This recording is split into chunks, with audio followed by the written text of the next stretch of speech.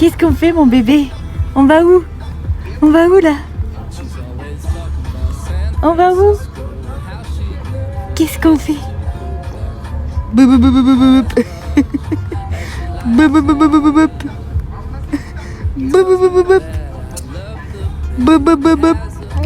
Hop.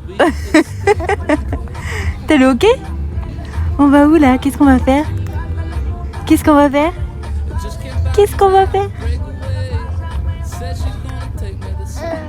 Donc nous voilà lundi soir encore à manger sur la terrasse, ça fait du bien avec tout ce soleil, j'ai même dû sortir mes lunettes de soleil parce que sinon j'y vois rien. Et pour le repas de ce soir, c'est une quiche Lorraine, donc là je l'ai pas faite maison parce que je trouve pas de pâte ici, donc on l'achète toute prête avec une salade composée pour l'accompagner. Et voilà notre repas du soir.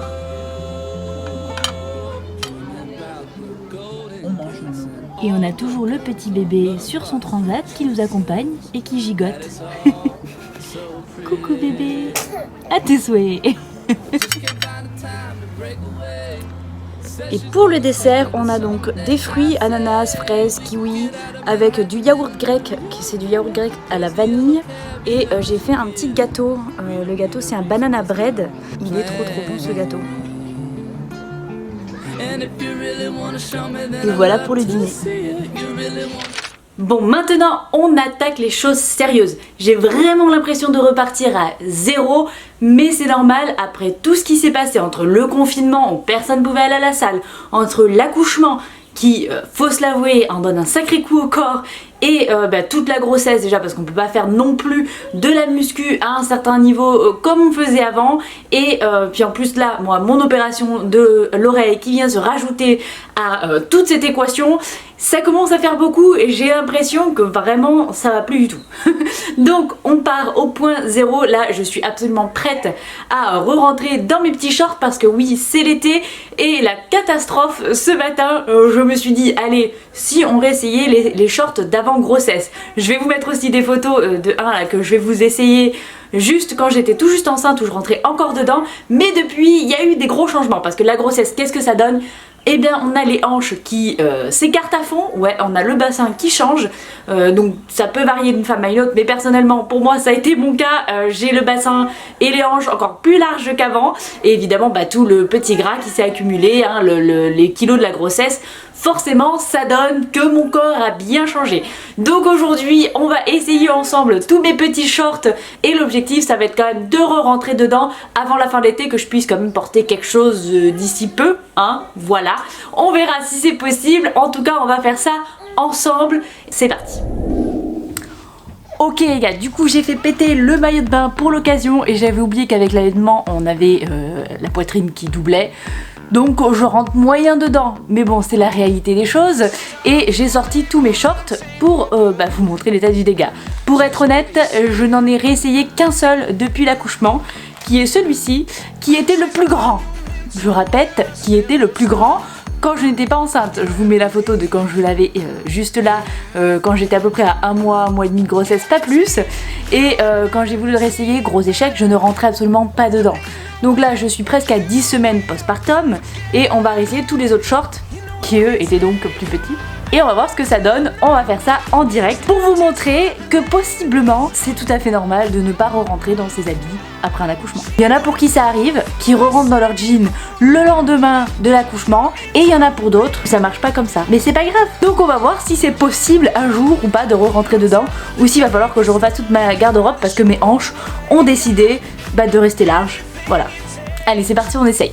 D'ailleurs pour la petite anecdote, là je me mets en bikini pour vous devant la caméra sur ma vidéo.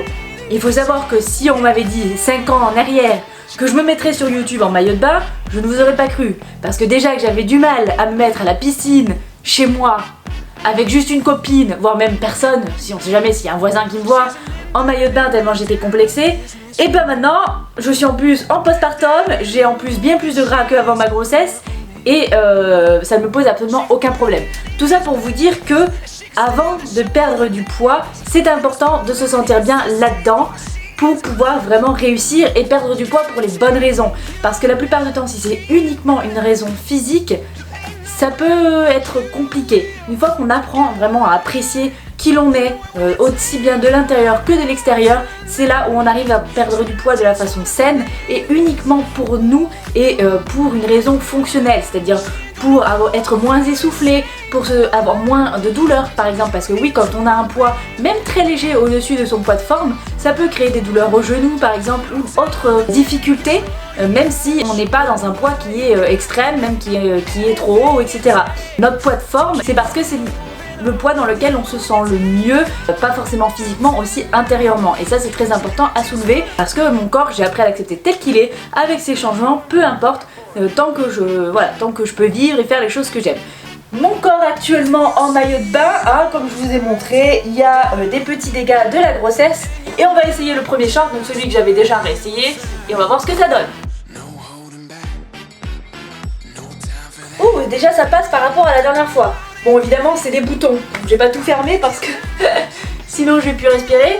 Mais voilà, c'est quand même, je m'approche pour que vous voyez de mieux, voilà l'étendue des dégâts. Très difficile à fermer et puis je me sens saucissonnée dedans. Mais alléluia, quand même petite victoire depuis, j'ai dû le réessayer il y a quoi, 2 semaines. Au moins je rentre dedans, donc ça veut dire que ça dégonfle un petit peu. La respirance. Ensuite, mon short préféré de tous les temps que j'ai trouvé dans une petite friperie à San Francisco. On va voir. Celui-là, je pouvais le porter toute ma vie tellement je l'adore. Ok. Les cuisses, c'est validé, ça passe. Alors, par contre, je crois qu'on va avoir un petit souci là. Hein. Ça ne passe absolument pas. Merci le bidou de la grossesse. Donc deuxième short, favori, gros échec. Celui-là, qui était un short taille haute que je kiffais également, il me paraît quand même bien serré. J'ai l'impression que c'est un short adolescente. Est-ce que ça passe? Et ben voilà, c'est le maximum que je peux faire. Si je force, je sens que ça va craquer. Non, non, non, ça ne passe pas. Voilà, donc celui-là, on pourra peut-être le remettre dans jamais. Hein, on sait pas, mais ça passe pas. Victoire, celui-là, il passe les hanches. Ouh, je transpire. Première étape validée. Mais comme vous pouvez le voir, la deuxième étape a l'air un peu plus compliquée. Hein. Bien plus compliquée même. Ça ne passe pas, ça ne passe pas. Ça donne pas grand chose essayer avec de shorts, je pense que cet été on va porter des robes. Allez ça, hop là. Et le dernier, ah non c'est pas le dernier, si c'est le dernier. Un short noir aussi, je crois que c'est le même que celui qui est en jean que j'ai essayé juste avant. Et ouais c'est exactement le même. Et on peut le voir, c'est exactement le même, ça passe pas non plus. Donc celui-là, échec et mat. Voilà l'étendue des dégâts. Maintenant qu'on a essayé les shorts et qu'on sait que c'est un échec considérable et que effectivement la grossesse a eu des répercussions sur mon corps, mais ce n'est absolument pas grave, je ne regrette rien, hein, je suis très amoureuse de mon petit bébé qui est juste derrière. Et maintenant on va prendre mes mensurations pour voir où ça en est, je vais tout noter. Mon poids ce matin était à 64,7 et puis on attaque, voilà. Voilà le repas de ce soir, on a des asperges avec en apéro des petits crackers avec du brie dessus et j'ai préparé une salade de crevettes avec des avocats, des concombres et des épinards et de la salade quoi. Et voilà ce que ça donne pour ce soir.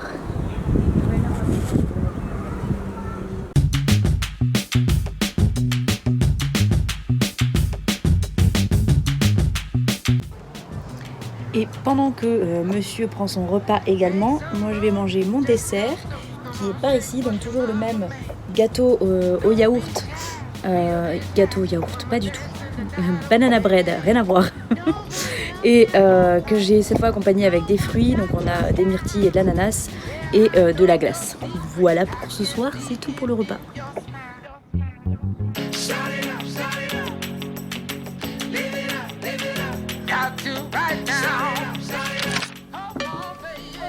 Et ce matin, j'ai refait des pancakes On avait bien envie, donc on a fait un gros paquet avec toujours notre petit jus de super fruits. Oh. Voilà ce que ça donne les pancakes et on met toujours par-dessus donc une sauce qu'on fait avec des protéines véganes. Le bébé est en train de faire caca. Coucou monsieur. Je suis en train de parler s'il te plaît. Et donc on mélange avec du lait en fait pour faire comme une sauce. Et c'est des protéines véganes au chocolat. Donc du coup ça donne du goût au pancake et ça évite que ce soit trop sec. Et voilà l'intérieur.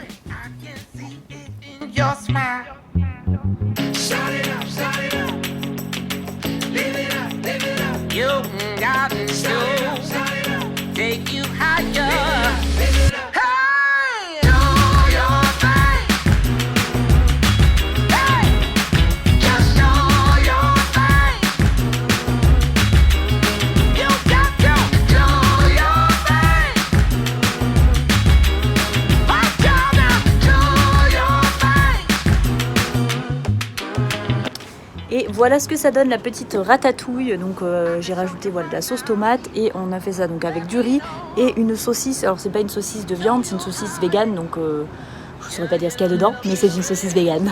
Voilà. Et encore une fois on mange dehors parce qu'il fait toujours super beau. Nous ça y est c'est l'été en Californie, je pense qu'on va manger dehors très souvent.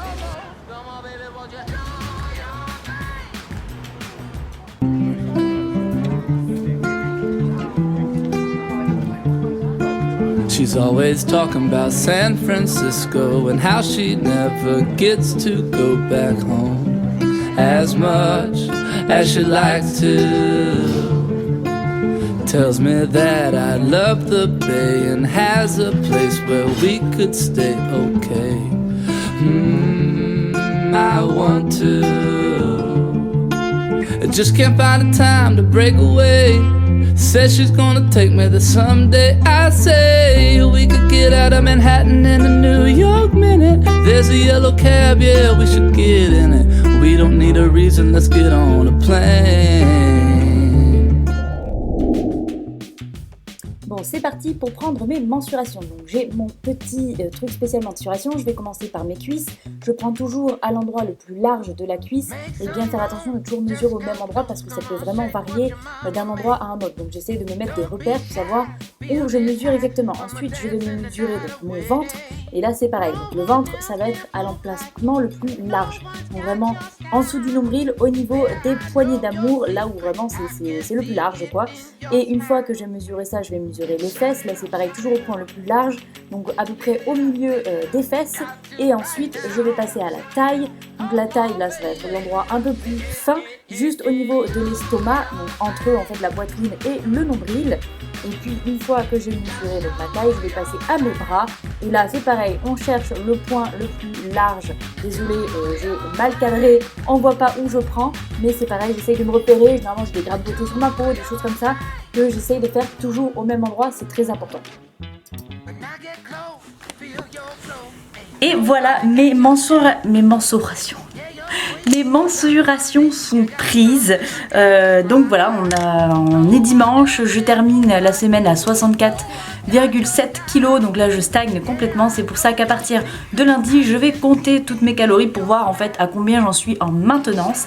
Et une fois que j'aurai ma maintenance, je vais pouvoir diminuer très légèrement petit à petit et vous montrer tout ce processus pour le faire de la façon la plus saine possible.